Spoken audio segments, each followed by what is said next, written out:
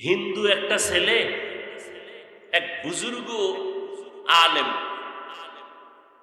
এলাকায় আসছে, শুনা মুসলমানরা যায়, পানি পড়া নেয়, সালাম দেয়, দোয়া নেয়। হিন্দু ছেলেও গেছে, হিন্দু যুবক ছেলে গিয়া সালাম দিছে যেভাবে পারছে। বলে হুজুর দোয়া চাই।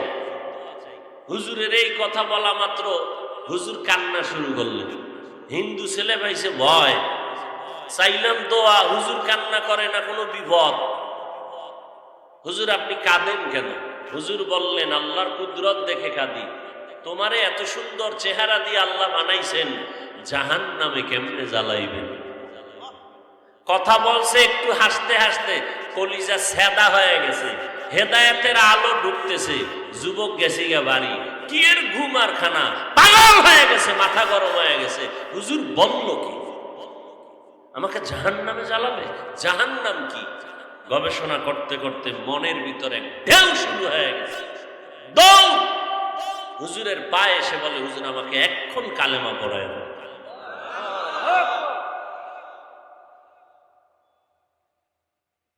নবীদের মুজিজা যেমন হক, আউলিয়া কেরামের কারামত তেমন হক।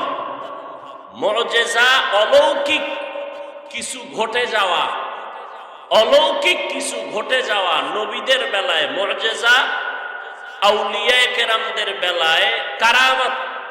এটা মাওলার কুদরতে হয়। যারা মুজিজা মানে না বা কারামত মানে না, মূলত প্রকারান্তরে তারা আল্লাহর কুদরতের উপরেই বৃদ্ধাঙ্গুল ধরতে চায়। তো বেঈমান হয়ে যাওয়ারও সম্ভাবনা থাকে। যদি আল্লাহর কুদরতকে অস্বীকার করে সে বেঈমান।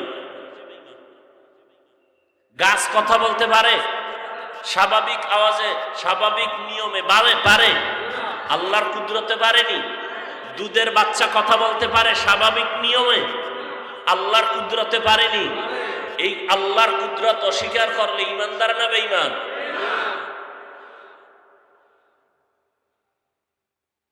আল্লাহর কুদরত।